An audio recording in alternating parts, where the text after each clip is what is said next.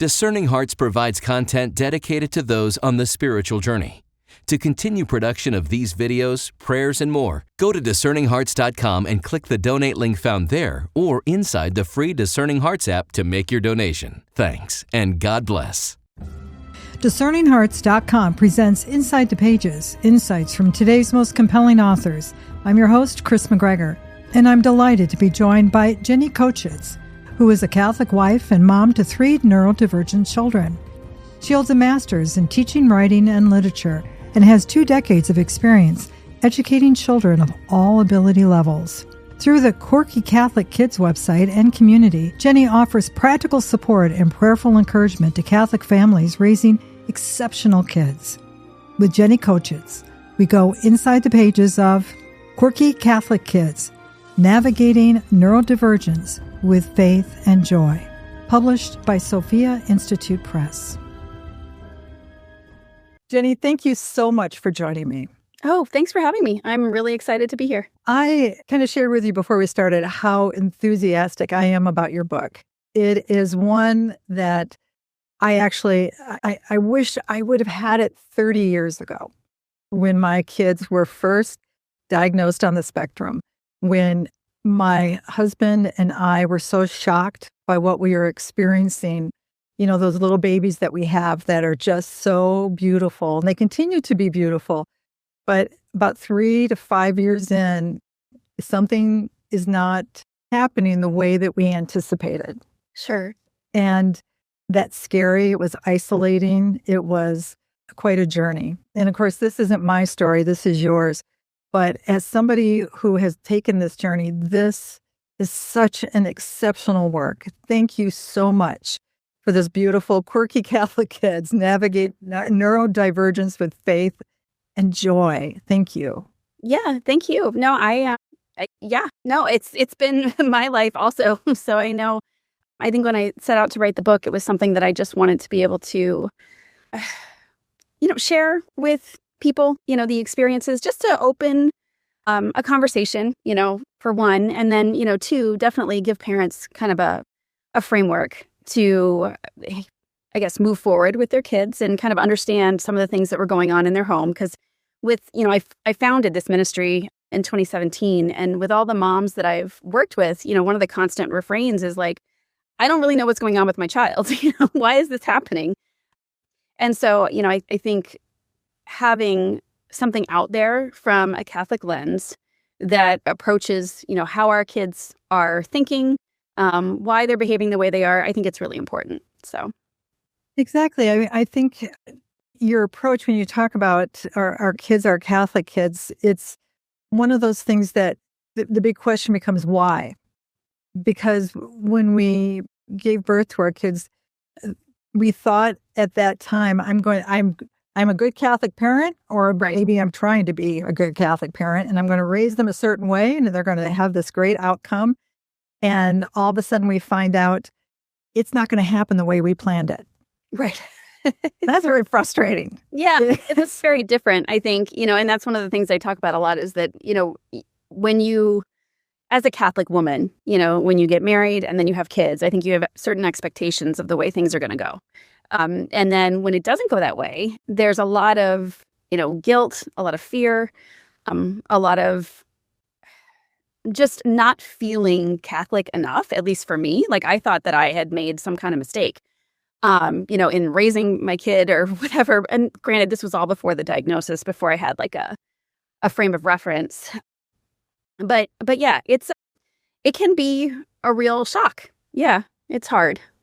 Talk to us about how you got started with the opportunities to share. I know you have a ministry prior to the writing of the book.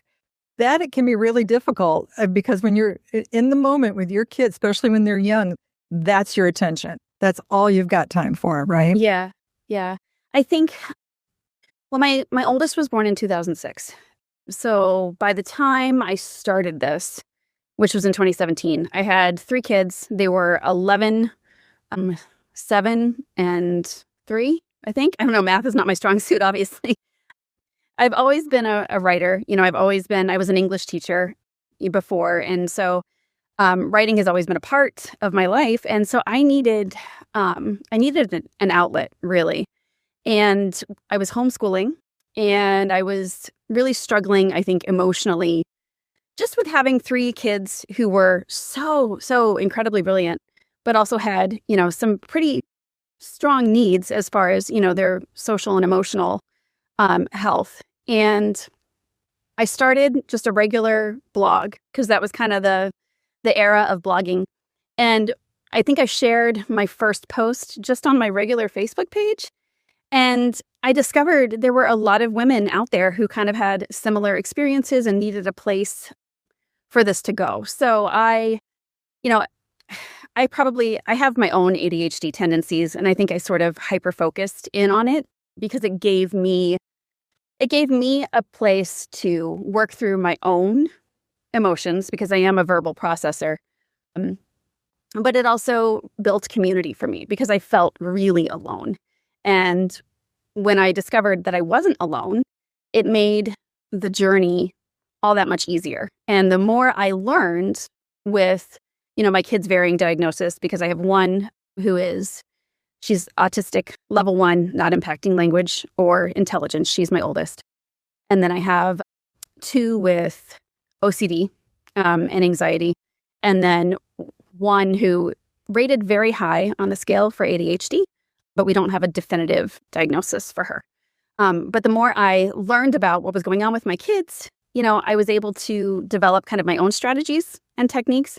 So I started, what originally started as a blog, moved to kind of a resource bank with, classes, workshops, and lots of books that I published kind of on my own. And then I got an email from Heidi at Sophia Institute Press about something else entirely. And I answered a question. And then I was like, if you ever want to talk to me about the work I do at Quirky Catholic Kids, let me know. I never in a million years imagined that she would email back, the same day and say, oh, are you free next week? And so that's how we got here. But it wasn't easy. I think I wonder sometimes if I kind of sacrificed my time with my kids to put into the ministry. But I think all moms feel pulled in lots of different directions. I think it's just part of being a mom. So.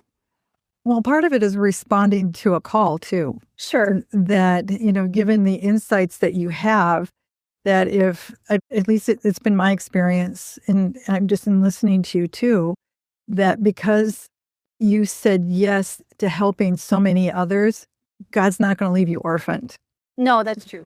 Yeah. And one of my, I love the title of the chapter where I'm jumping way ahead, but where you phrase it, God does give you things you can't handle. Oh, yeah. And it's okay. And it's okay because he'll step in. That's a paradigm. People would say that to me all the time. God doesn't give you something you can't handle.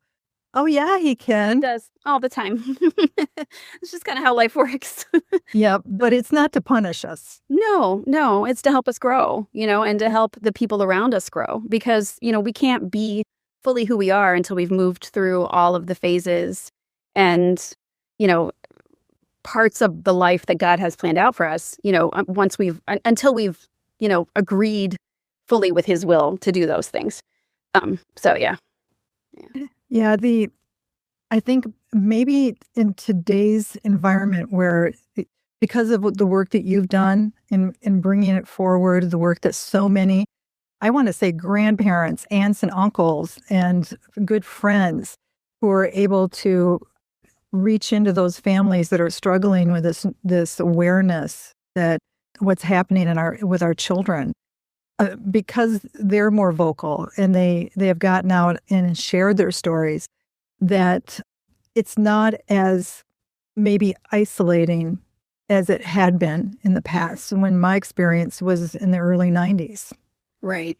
And for your, 10 or 15 years later, your experience in it, it still was a period where we just didn't know what was happening. Right.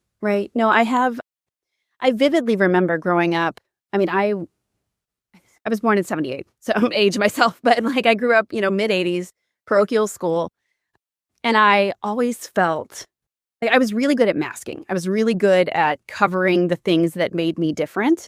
because, I was a girl, and therefore, as a girl, and this is kind of true across the board for many neurodivergent women, we're very good at being aware of, what the social expectations are and doing our best to meet those, even if on the inside it's like pulling you apart. So, I spent a lot of time feeling different, weird, unusual, and I did everything I could to cover that. So then when I went into teaching, I had perceptions and ideas about how kids were supposed to behave and what, intelligence was supposed to look like, what, behavior in a classroom was supposed to look like.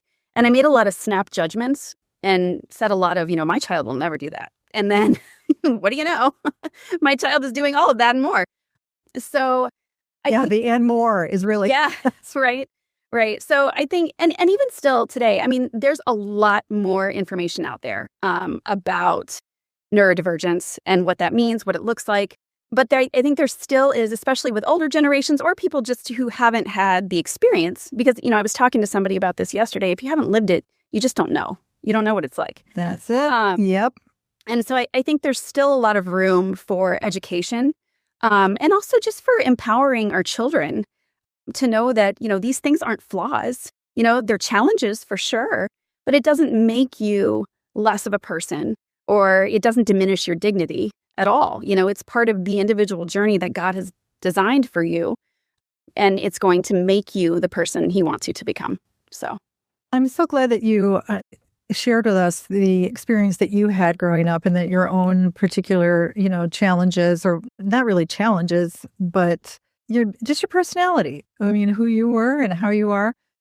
The one thing I noticed that with my kids, my daughter Laura, the oldest, is the one who is, I would probably say one. If you're going to put a number, back then they didn't, but they termed it Asperger's syndrome. But then my son is probably more. I don't even know what the number on the scale would be, but he is so loving and so caring, but he's not able to express himself verbally as clearly as others do. Over time, we found that he expresses himself just perfectly. Right. When my son tells me he loves me, it brings me to tears almost, because I know he had to work so hard to say it. But as I got older and I watched them, I began to appreciate my family, especially my mom's side, that they're all quirky. Everybody's quirky. But if you grow up in a small town in Scotland, you fit in just fine. If you're in a little village area, they just accept that this is who you are. What that becomes when we, in our society today, try to put everybody in this, I hate the word cookie cutter, because I don't think it's apropos as much as it used to be, but have to behave this way and you have to do this, and here's a model, and if you don't, you're a deviant or you're something outside the norm, and da-da-da. And that's where the trauma comes in. The shame sometimes comes in. And that's what you talk about that in the book. And I think that's so important to bring that out. Mm-hmm. Yeah, I think that first experience for me was when we sent our oldest to Catholic kindergarten, because I had been to Catholic school from K to 8, 9 to 12, and then I went to a Catholic university. The first time I stepped foot in a secular educational institution was when I went to grad school. And by that point, I was already like an adult. But I remember she taught herself to read at like 4. And then she went into kindergarten reading books on her own, like The Hobbit, So I assumed, this is going to be the star student. She's going to do a great job, and, from the first week went okay. But after that, there was lots of running from the classroom, hiding underneath the table. She had a very good grasp of like English grammar, but she didn't have the ability to express to her teacher that, when you hand me a worksheet and you want me to fill it out this way, and the subject and the verb isn't going to agree, I'm not going to want to do that because it's not right. So she would just have meltdowns because she would get so frustrated. Yeah, because, she's 5, 6. And she had this, intellectual understanding of grammar, but not the, socially and emotionally, she's probably about 2-3 years behind. And lots of rigid thinking, lots of, this has to be my way, which, is not it is what it is, really. And I think I was getting phone calls probably once a week, if not more, from the school, and I could hear her just wailing in the background, just having a complete and utter meltdown. And it hurt. It hurt. And then I was also thinking to myself, well, what am I doing wrong? Like, why? So we started reading virtue stories at night. I started writing her these lunchbox notes with little reminders of behavior, which actually, come to find out, she had kept every single one of them. And it kind of like continued. So we have boxes in the basement of like these little lunchbox notes that I wrote her. But yeah, it was hard. It was really hard. And the amount of shame. And I think even when we got her diagnosis, we went through the public school. Our Catholic school worked with the public school to get her identified. And even once we got it, I didn't want to believe it because, I had preconceived ideas about what autism was supposed to look like. I knew kids with, what they used to call Asperger's. She was nothing like that. And I just didn't, I thought, I didn't want to have a child. And, God forgive me, she knows this part. I didn't want to have a child who was different. So we even sought out, a second opinion from a developmental pediatrician. And it was funny because this was probably 2013. And at the time, they still really didn't have a good handle on what autism looks like in girls. So when I look back over the paperwork, and there's no definitive diagnosis, but it says, paraphrasing, there is something, but she doesn't present as typical autistic. And this developmental pediatrician had been practicing, she was probably, ready to retire at this point. So she didn't even recognize or know what we were dealing with. But God is good, and as time passed and I started homeschooling and I started learning more about it and I became more and more comfortable with things, if she was about 13 when she finally said, are you sure it's not just that I have issues with processing like sensory stuff? Because that's what we always told her. We said, you have sensory processing disorder. And she was like, I prefer computers to people and I just feel different. And I was like, actually, honey, they said that you are autistic. And she was like, oh, well, that's a relief. There you go. Yeah, exactly. They know their own. Yeah. They really do. Yeah, and after that, it was like, it wasn't smooth sailing, but it gave her so much more understanding of herself. So no, my kids have taught me as much. God has used my children to make me such a better mom and a better person, I think, and I'm grateful for that. So God bless you. As I'm sitting here listening to you, I'm going, I lived that. I did everything. I was outside the window of the kindergarten, looking in, just trying to make sure. Yours was a week later. Mine was day one of kindergarten for the kid who exactly taught herself how to read, knew everything about the Titanic, dinosaurs. First day of school, Laura's going to rocket ship to Harvard. The times I spent in anxious prayer on the steps in our house, praying the rosary because I was so locked up inside. I was scared, hoping this day I'm not going to get that call. And the phone rang. I share that with you because I know there are so many others that are going to experience and have experienced the same thing. You're not alone, right? Yeah. No, and I see it all the time. I work with a lot of moms, both through my Facebook group and my coaching, and then just, things that I do, the books that I've written, people that have reached out to me.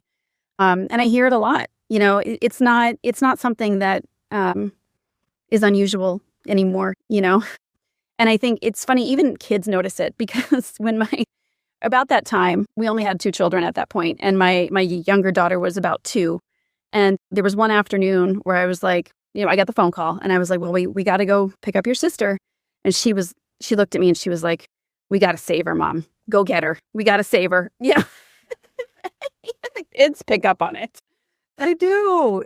There's something to be said about those kids that, my daughter Katie is right in the middle between Laura and Michael. And she was the one, the defender, the articulator. She was the one and she would say, you got it, just like you said, got to go save her. They're the biggest advocates for them. And isn't that amazing?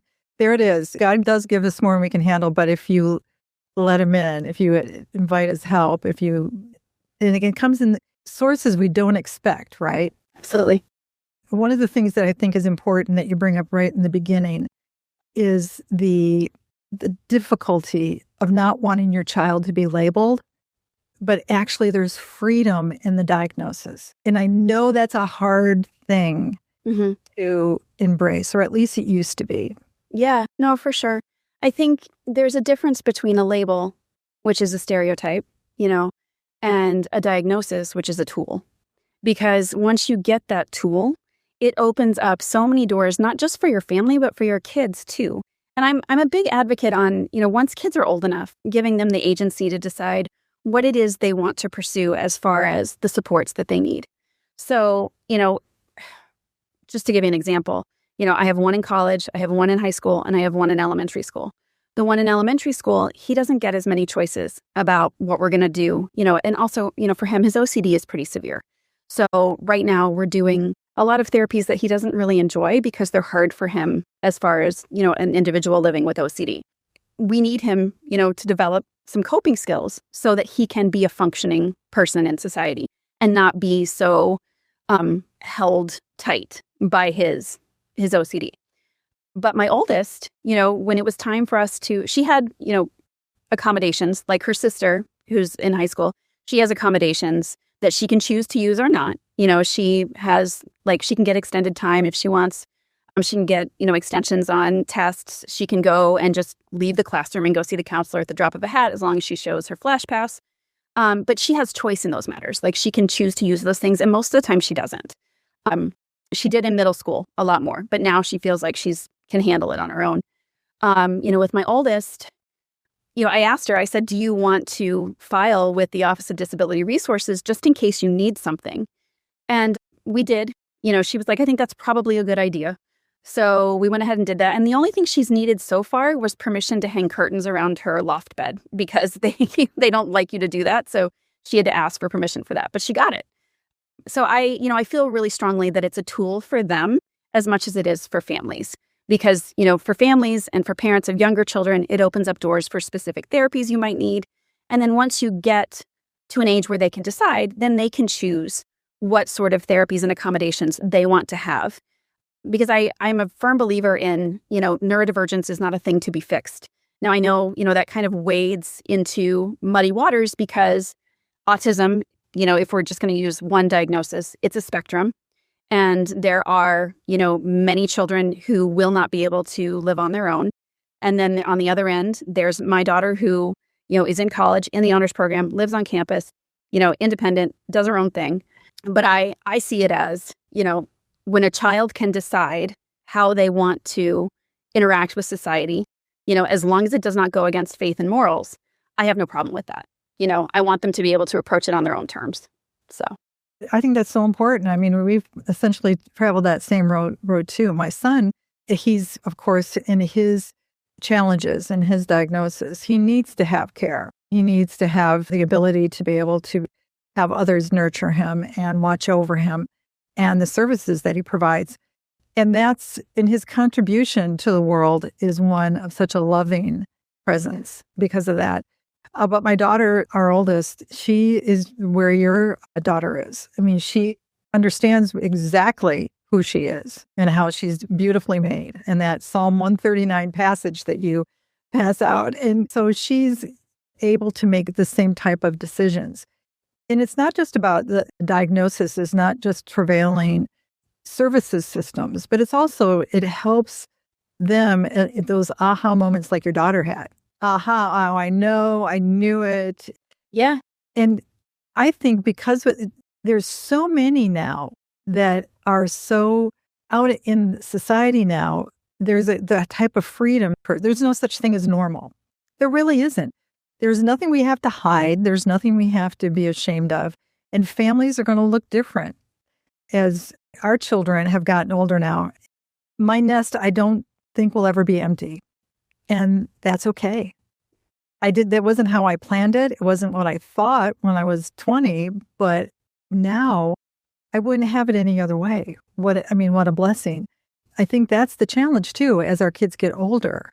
What will be their experience out in the world? And having that diagnosis and having others understand it, it allows them to be more accepted, as interesting as that seems. Yeah. Or also just to feel confident in who they are. To have like a frame of reference, again, going back to what I said earlier about, when I was in elementary school, just not feeling weird, but knowing that, oh, you know what? I have ADHD, probably. I have some OCD tendencies. But, I was fortunate. I mean, and like you were talking about, your mother's side, I can see it all back, in my family line clearly. Yeah, no, it's definitely empowering, I think it's hugely important. And enough that I spend a whole chapter on that, in the book. I know. It's great. I mean, this is why I love Quirky Kids, navigating neurodivergence with faith and joy. Ginny, this is such an important book because, again, because you have your degree in English and you are a writer, you know exactly how to structure this so it's not a textbook. You are writing for a particular audience, and it's so, for the lack of a better phrase, it's so digestible. Every piece of it, each chapter just addresses a certain issue, and you give enough information not to overwhelm or to be so technical or clinical. That can be the hardest part. I remember reading books on autism long ago, and God bless her, 𝗕𝗏𝗄 was the only thing out there. Right. Or you're looking at the DSM. But with your work, each chapter, I mean, what was your process? Well, I've always been, I'm a storyteller first. My dad, I grew up in a home, he was a librarian through and through, like worked at the Library of Congress, an elementary school librarian. So I grew up in a home, and I talk about this in the introduction, with lots of books. And I read all the time just because I loved reading, right? And I also, I dabbled in creative writing as far as like fiction is concerned, but I never really felt like I was good enough at it, right? So I turned to creative nonfiction. And then, when I got my degree, my master's in teaching writing and literature, I think that kind of coalesced into just my writing style. But the point is that I've always been kind of, story is always at the heart of my work, whether I'm writing fiction, because I have written 2 novels at this point, or whether I'm writing nonfiction, the other things that I do for Quirky Catholic Kids. But it was funny when Heidi emailed me back, I was gobsmacked. And so she said, can you meet? And I was like, okay, sure. And we met. And then she said, I need an outline and an introduction from you. And I just sort of prayed and said, Lord, I don't know what this is supposed to look like. I don't even know this is what you want me to do, but I just need you to guide me as far as like what I'm doing. And so I started just making a list of all the things I wish I'd known when I was a young mom, like 10, 15 years ago. And from that, I think I built the structure of the table of contents. And then, of course, I went to my Quirky Catholic Kids moms, my Facebook group, my group coaching, and I asked them, I was like, if I wrote a book about this stuff, what would you want in it? And so then I added from there. And then I do a lot of like just word vomit, and then I go back and fix everything. So, because otherwise I'll hyper focus and I'll never get anything done. So I don't know. I don't know if that answers your question, but that was kind of my process.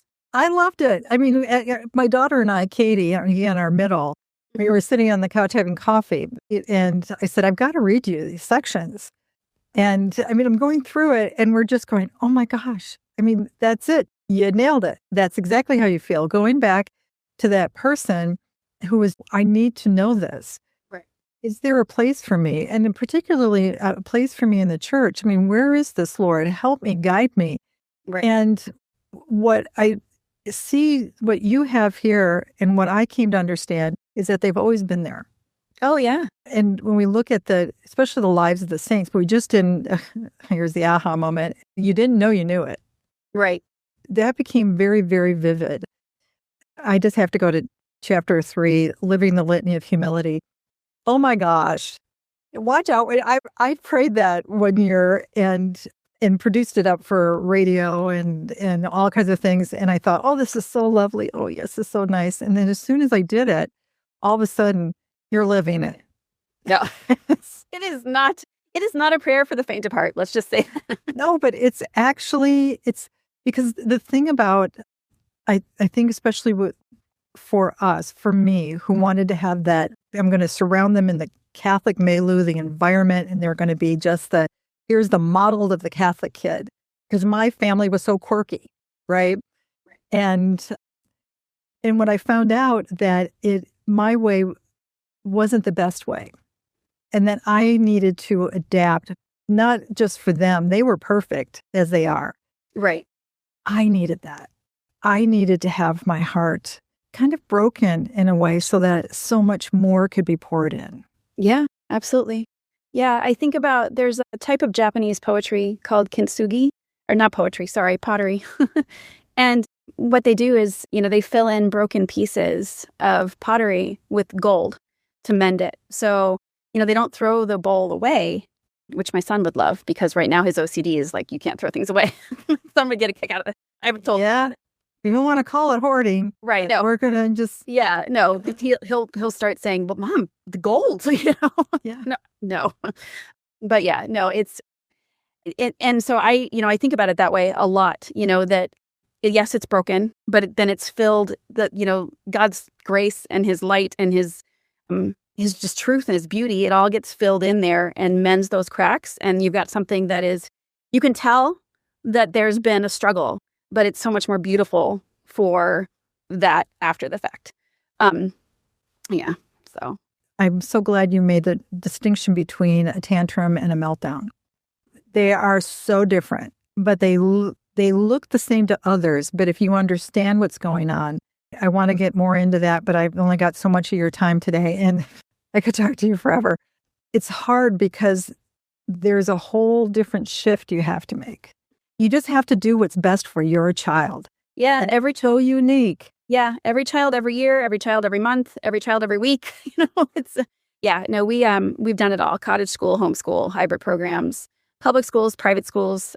Yeah. It's just whatever works, And I think trying to get out of that mindset of, my kids have to go to Catholic school, or I have to homeschool, or I have to do this, or you don't have to do anything except follow God's will for your life and, know, love, and serve him. That's it. Right. And it's amazing. What happens in the family really becomes the family. And not just that nuclear, the one that's under that roof, but then also the prayers and the encouragement of family members and friends. I mean, I don't know how we would have made it without our parish community. They were the ones that originally that helped me to come to see I needed to have my son tested. Sure. And that then the supports, they come from a lot of places. You just have to allow yourself to be open to receive that. Yeah, absolutely. You do. And I don't think I was at first. But, God's really good at cracking your heart open, over time. And, eventually, so one of my daughter's oldest friend, she is also on the spectrum. But I knew her and they met in preschool. And so the little girl's dad has twins who also, one of them is on the spectrum. And so all this time, as I'm staying in touch with them, they went to different kindergartens. But as I would still talk with them and see them, the dad would be like, look, maybe you ought to get her evaluated. Maybe you ought to consider, no. And then we finally did. So no, I think you have to be open to it, but it's definitely worth having that support. And being able to go to your parish, be able to be a part of that community. Back in my experience, this again was in the 90s, it was difficult because as a young mom, I thought I wanted my kids to be like the 1950s Holy Card, where everybody's sitting there with a gloves. I think most of us still do. Yeah, that's right. Even if your kids aren't as quirky as quirky could get, but it's challenging. And there's a whole section in your book, which I think is so great, about it's okay to go in the front. You can try being in the front of the queue. It's okay if you have to get up and leave.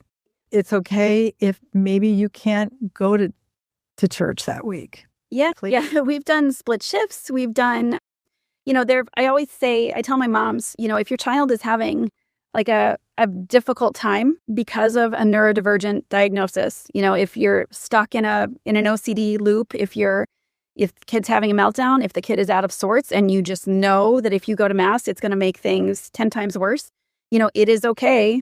Obviously talk to your pastor. But that is caring for a sick child and you are staying home to care for your sick child. If you can do split shifts, if you can go, a lot of people, our daughter actually really enjoys the more stripped down masses, and the Latin mass, strangely enough. Not strangely. I mean, I think she enjoys the sensory aspect of it. And the ritual. They like the structure and the ritual, knowing, my son loves it. Yeah. Yeah. So I think it's important to focus just on your family and your family's needs rather than looking at the pews around you and seeing the families with 6, 8, 10, because originally the parish that our kids initially grew up in, lots of big families with really beautiful, holy, well-behaved children. And I remember telling one of the moms, I will never forget this. She had just had her 10th after, like right around the time that I had my second.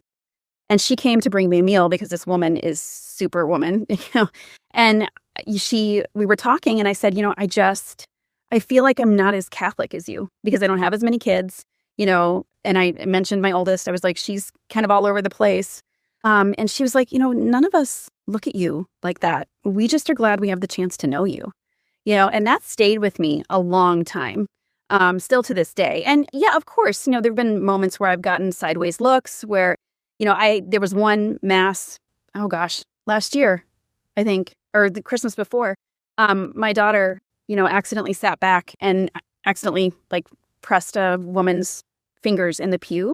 And then when my daughter responded, she did kind of like an autistic, kind of facial response because she was taken off guard. And the woman who was older took it as an offense and was so angry and so just, she was chewing me out about my daughter's behavior, who was, 17, 18 at the time. And I just sobbed. I went up to communion, I'm kneeling at the rail and I'm like, my tears. And Father looks at me and he, I could see that he was concerned, but obviously he's handing out communion, so he can't really, but so it happens still. But I think what you have to do is you have to just focus on God and your family and on what he wants and just realize that other people, if they say something or if they look at you funny, they've got their own things going on. And what they really need is prayer. I would like to say, I believe it's true that the parishes have become more welcoming because the people have become more welcoming. So many are experiencing this and identifying it in their own families that they're much more patient and they're just glad you're there. Priests, I think, are so good. That's why I want everybody to get Quirky Catholic Kids. I want to get a copy I think priests should have this, deacons, DREs, Catholic principals and school teachers. But I also think that friends out there and family should get copies and give it to loved ones who are just so tired and trying so hard and they're not sure who to turn to. I think one of the most important sections for me has been this identification with the communion of saints. And as one of the very first things that captured me when I was reading it is that you had a section on the servant of God, Léonie Martin. Oh, yeah. She's my favorite. Oh, my favorite too. I did a whole series with her, with Father Gallagher. And how I came to know her was we were doing a series on Saint Therese and going through her mother's letters, Zélie Martin's letters. And as I'm listening and reading Zélie's letters, just like you and I were talking in the very beginning, and you knew immediately the way she described things and where her heart was and her fears and her concerns and her descriptions. I went, I know her. Yeah, there's no question. I think that whole family, I feel a special kinship with because obviously they weren't diagnosed. And I don't like to, armchair diagnose people at all. But it is pretty clear from the evidence that all of them had some form of neurodivergence, even Zélie herself. There was a big battle with depression, probably also exacerbated by what, she was experiencing with her kids. But even Therese, Therese was a handful. She was in, Léonie, all of those girls had something going on. And so she's definitely, and that's why I wanted to put that in the book, because that's also been a huge thing throughout my ministry. I've always kind of tried to connect the saints and their quirkiness, their humanness to the people, of today and the kids that are coming up and are, because there's no reason they can't be saints also. We're all called to it. So yeah, that was important to me. Well, and the thing is, I was identifying so much with Zélie, right? And you can even look back. She describes her own family life prior to marrying Louis, and even her choice of Louis. It all makes sense. I understand all this. Okay, so, but my daughter and Laura, my oldest, who is with Asperger's, she heard and listened to Léonie and her experience, and she said, I get her. I know what she was thinking. I know what she was experiencing. Leonie, her initial books have been that she was a troublemaker and that she caused all kinds of problems. And it looked at as though she would throw a tantrum and cause problems. They didn't look at the inside of Leonie. They didn't see what was going on. Like when the German soldiers came and occupied the house, where was Leonie? Down in the basement in the corner because it was too much. Yeah. It's too much. My world, everything is, you just knew. And so for Laura, Leonie has become this companion. Isn't it remarkable that the sister who they labeled, as opposed to diagnosed, the one that everybody labeled to be a certain way, is the one in the family outside of Therese and the parents. She's on the road to sainthood. Yeah. I think that's a huge, I think that says something, very clearly to Catholic families raising quirky kids, that there is perfection in, challenge and the opportunities that it brings. Yeah. Somebody gave me a St. Therese card, and I hadn't had a really close relationship with her at all, but after Michael's diagnosis, and I thought, okay, I'll pray to St. Therese. And what I found over the years is that you want help, you want understanding, here's my family. Yeah. You're not alone. And I can't thank you enough, Ginny, for writing Quirky Catholic Kids, Navigating Neurodivergence with Faith and Joy. I think this is a classic. It elicits hope in our kids. They're incredible gifts to us. They're going to heaven. Yeah. Those kids are going to heaven. Yeah, if I get there, it'll be on the coattail of my children. That's it. That's our opportunity. How you respond to them, that's why God allowed it. It's not even, he loves them. He created them, as you said, Psalm 139, unique, beautiful, wonderful, and he's got them.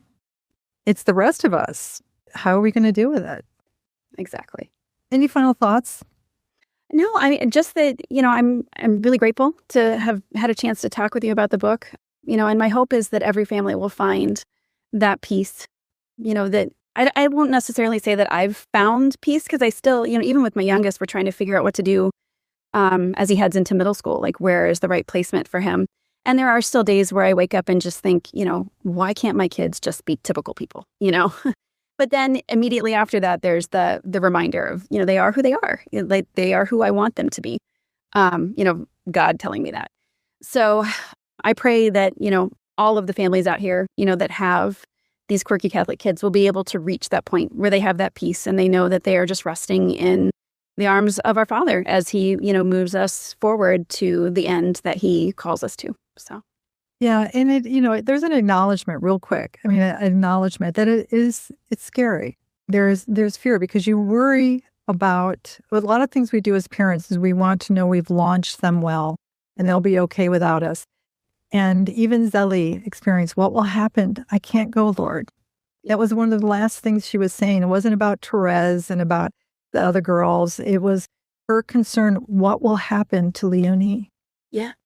And it was amazing. Even after Zélie passed, all of a sudden, things started happening in Leonie's life that helped her on that path. That family knew that there was a lot more after the work that you would do, just as Therese would say. She learned that from her mother. Right. She learned that phrase from her mother. And to have that accompaniment on this journey, this unknown journey, it's a real gift. And your book and your work and everything you do, Ginny. We're all pray that you have the solutions for your son as he's moving into middle school. We'll get it figured out. Yeah, we will. That's honestly what I have to tell myself is it's going to be okay because it will be. Whatever happens will be the right thing. Absolutely. God bless you. Thank you so much. With Ginny Kochis, we've gone inside the pages of Quirky Catholic Kids, Navigating Neurodivergence with Faith and Joy.